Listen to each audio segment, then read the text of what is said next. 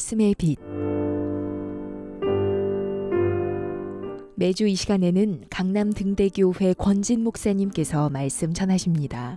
은혜의 시간 보내시기 바랍니다. 할렐루야, 반갑습니다. 극동방송 방송가족 여러분, 오늘은 지난주에 이어 선을 품으면 기쁨이 되고 죄를 품으면 괴로움이 됩니다. 두 번째 시간 함께 나누겠습니다. 선을 품으면 기쁨이 되지만 죄를 품으면 괴로움이 됩니다. 그 예가 창세기 36장 이하의 야곱의 아들들에게서 나옵니다.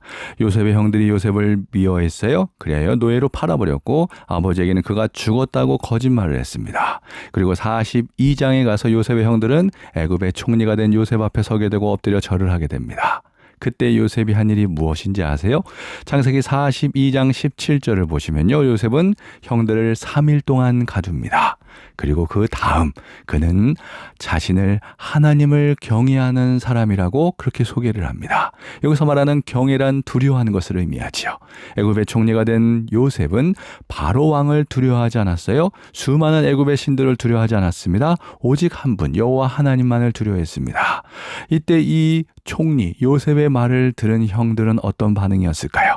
아이고, 저도 하나님 믿습니다. 반갑습니다 하고 웃으면서 말했을까요? 아닙니다. 도리어 걱정했습니다. 왜 그런지 그 이유를 우리는 알고 있지요. 하나님 앞에서 떳떳하게 살았다면 아무 근심 걱정이 없었을 것입니다. 그렇다면 반대로 살았다면 어땠을까요? 하나님 앞에서 다 드러나게 되어 있기에 요셉의 형들은 고개를 들지 못할 것입니다. 자, 그러면서 이제 19절부터 보시면 요셉은 살 수 있는 방법을 제시합니다. 그것은 바로 동생 베냐민을 데려오는 것이었어요. 그래서 진짜 동생이 있음을 확인하는 것이었죠. 이 말에 형들은 자신의 죄를 드러냅니다. 우리가 아우의 일로 말미암아 범죄하였도다. 형들은 이렇게 고백을 해요. 그런데 히브리 성경이나 킹제임스 버전 같은 오래된 성경을 보시면요, 이 말에 진실로라는 단어가 들어있다고 했지요. 형들의 입으로 드디어 진실이 드러났다라는 겁니다. 그들 모두 잠잠하게 숨기고 있던 진실이 20년이 지나서 드러났어요. 그것도 저 애굽이라는 외국 땅에서, 그것도 하나님을 여전히 섬기는 총리가 된 동생 요셉 앞에서 드러났습니다. 형제들 모두 요셉을 파는 장면을 생생하게 기억했어요. 요셉의 애걸함과 그 마음의 괴로움을 기억했고 그 괴로움이 20년이 지난 오늘 우리에게 똑같이 임했다고 고백했습니다. 요셉만 없으면 끝인 줄 알았는데 그게 아니었던 것이죠. 죄의 결과 고통이 시작되었고 고난이 시작되었습니다. 근심과 염려가 몰려왔어요. 죄는 결코 끝이 아니었습니다. 사랑하는 극동방송 방송가족 여러분, 죄는 절망으로 이끌고 사망으로 이끕니다. 마음속에 깊은 괴로움을 품고 있으십니까?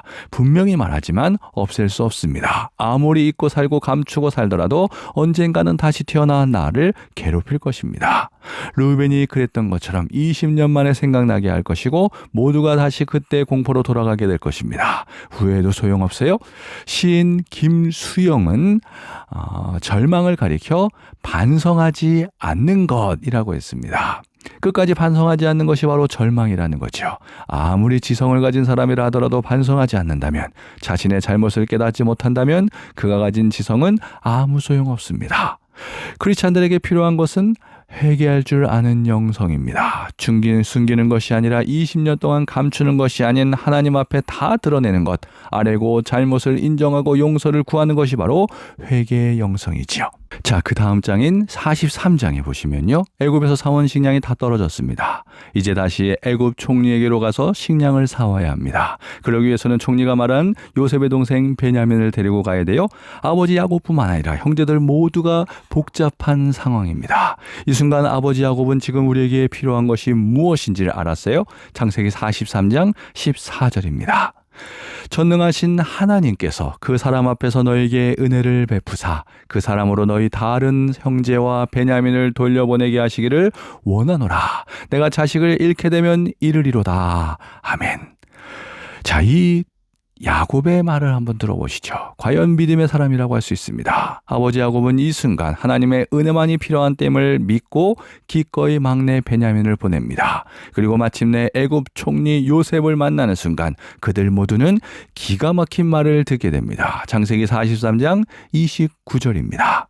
요셉이 눈을 들어 자기 어머니의 아들 자기 동생 베냐민을 보고 이르되 너희가 내게 말하던 너희 작은 동생이 이 아이냐? 그가 또 이르되 소자여 하나님이 내게 은혜 베푸시기를 원하노라. 아멘. 요셉도 하나님의 은혜를 빌었습니다. 복수가 아닌 사랑을 품은 것이죠.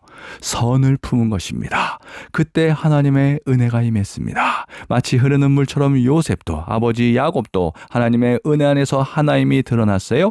형제들에겐 너무나 중요한 순간 하나님의 은혜가 임하였습니다. 그 결과 모두가 살아났고 모두가 기뻐했으며 모두가 하나님의 임재를 누릴 수 있었습니다. 이것이 바로 선을 품으면 기쁨이 되는 순간이라고 할 수 있습니다. 사랑하는 극동방송 방송가족 여러분, 선을 품으면 기쁨이 됩니다. 반면 죄를 품으면 괴로움이 됩니다. 그러므로 우리에게 필요한 것은 바로 은혜예요.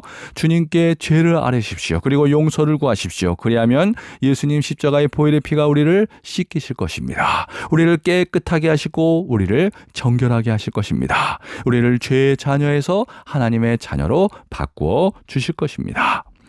이제 6월의 마지막 토요일, 우리 모두 죄는 벗어버리고 선을 품고 살아 주님 주시는 기쁨을 누리시는 우리 모든 죄 백성 다 되시기를 우리 주님의 이름으로 간절히 축원합니다. 지금까지 저는 서울 강남구 대치동에 위치한 강남 등대교를 섬기는 권진 목사였습니다.